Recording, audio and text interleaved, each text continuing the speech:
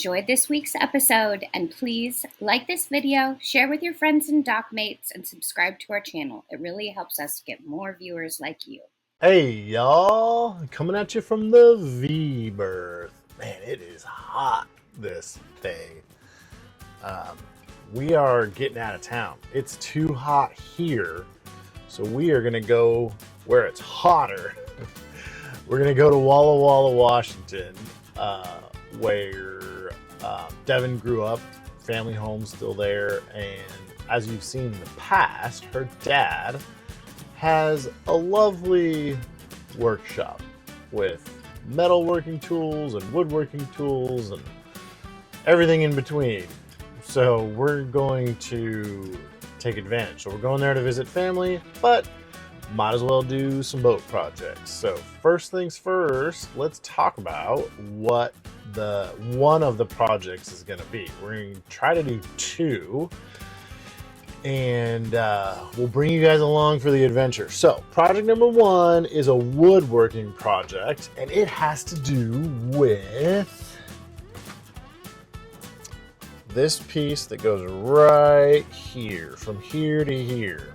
So we are going to make a trim piece. The trim piece that we had before, oh man, it's all cracked and there's tons of holes in it from drilling and just mounting different things on it, and it just doesn't look good. So we've got some new to us teak, and more on that coming up. We have new to us teak that we are going to make a trim piece to fit this like corner edge. I don't know how we're gonna do it. I don't know how it's gonna turn out, but we're gonna make a piece of trim that basically runs from here all the way over to there and give us a nice finished look in the V-berth. Walla Walla Workshop project number two is a metalworking project, and it happens to be right here under the galley float. So when we painted the bilge, we also painted under here using that two-part, like very hard shell like epoxy stuff, which is it's been wonderful in here. It's easy to wipe out, it's nice and bright and white and clean. You know, if anything leaks, you can see it. It's not a dark, damp hole under here. And I really have liked having the under the galley float like painted with that two-part epoxy stuff.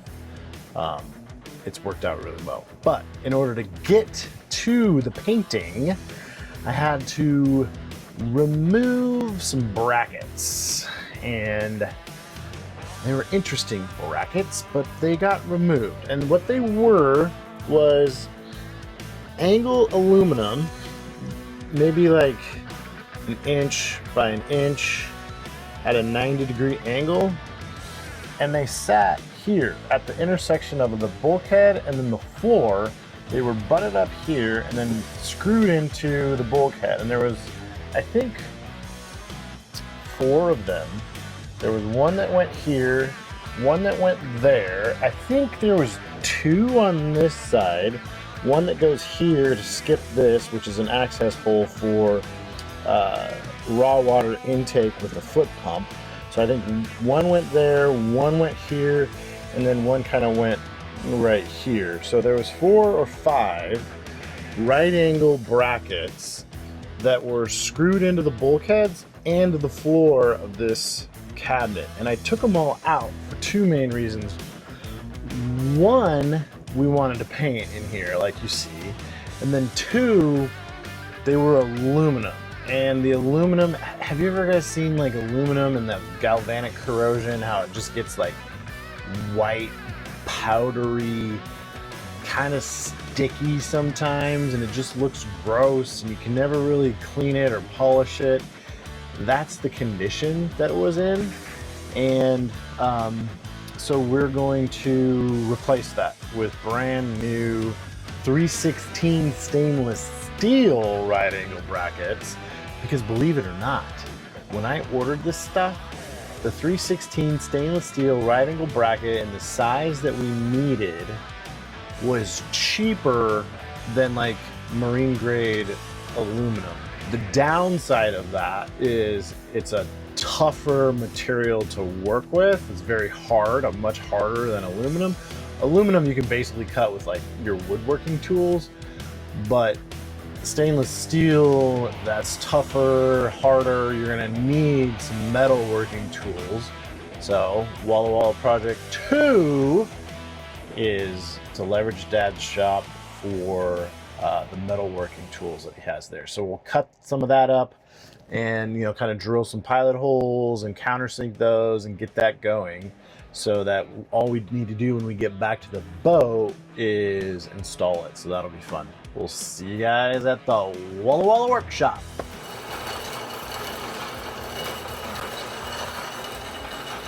All right, so we've got the last of our pieces over there being cut right over there.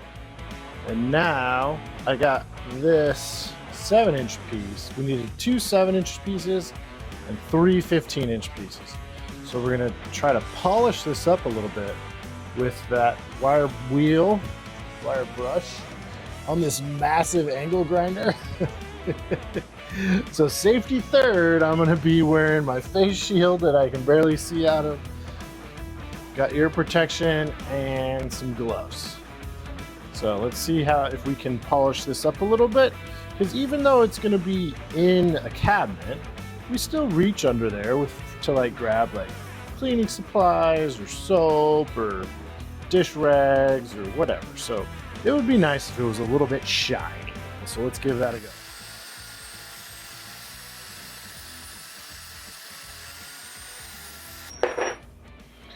Didn't work very well. No. So before we were using this. Now let's try the flappy paddles guy. This is a looks like it is a 60 grit. Man, look at this thing. This Makita is ancient, but it's freaking amazing. Okay. All right. Gloves. Face shield. Ear protection. Power.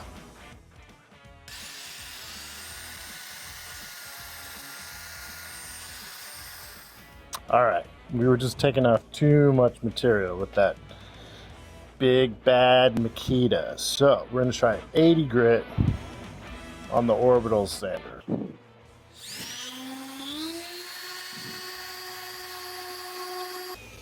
Okay, so now we've got the 80 grits on there. We're going to try a little polish action with 220.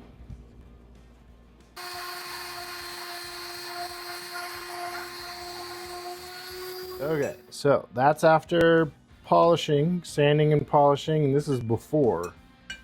So it's kind of hard to see, but yeah, not too bad. Now Dad has the pieces set up on, what is this thing called? A milling machine. A milling machine. So to make sure we can fasten it to the bulkhead, we're drilling holes through the stainless steel on this giant piece of equipment.